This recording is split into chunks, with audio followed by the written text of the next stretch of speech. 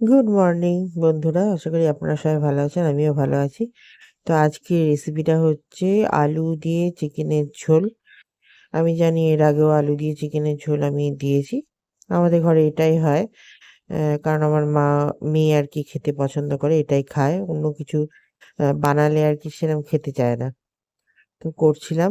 তো আলুটা আগে কাটা হয়ে গেছে আর চিকেনটাও ধুয়ে নিয়েছি, ঠিক আছে। ধুয়ে ভিনিগার দিয়ে রেখেছিলাম আর আলুটা ভাজছিলাম। আলুটাকে কিন্তু আগেই প্রেসার কুকারে সেদ্ধ করে রেখেছি, কারণ এখানকার আলুগুলো মানে আর কি এরকম মোটা আলু দিলে চট করে সেদ্ধ হতে চায় না। তাই সেদ্ধ করে এবার ভেজে নিচ্ছি। এবার আর একটু তেল দিয়ে দেবো। তেলটা কম থাকলে এবার পেঁয়াজ আর রসুনটা হামাল দিস্তায় থেতে করে নিয়েছি, নিয়ে ভেজে নেব। পেঁয়াজ আর রসুনটা ভালো করে ভাজা ভাজা হয়ে গেলে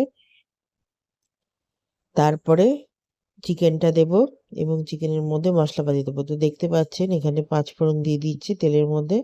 দেওয়ার পরে পেঁয়াজ দিচ্ছি। এবার পেঁয়াজটাকে মোটামুটি 5-10 মিনিট ভালো করে ভাজবো।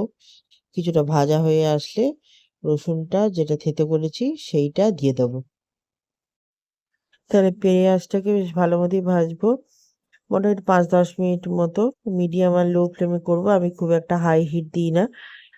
নিয়ে ভাজার পরে আর একটু নুন দিয়ে দেবো, তাহলে তাড়াতাড়ি নরম হয়ে যাবে।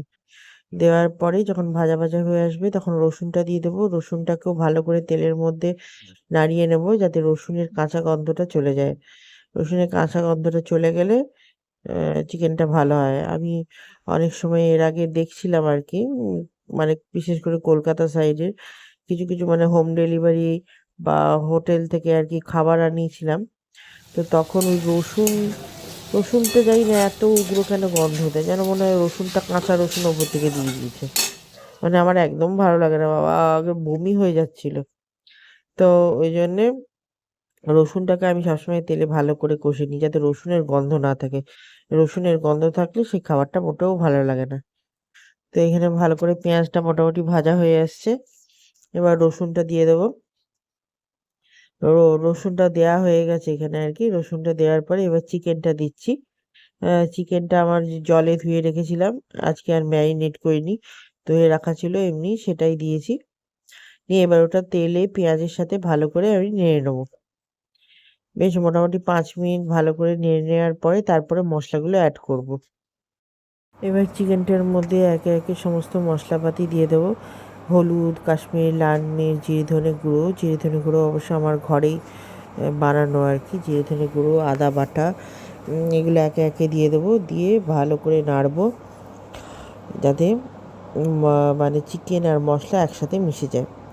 আর হলুদটা একটু বেশি দিতে হবে, কারণ চিকেনে একটু হলুদ কম হলে ভালো লাগে না। তো আমি একটু দিই আর কি, পরিমাণ মতো।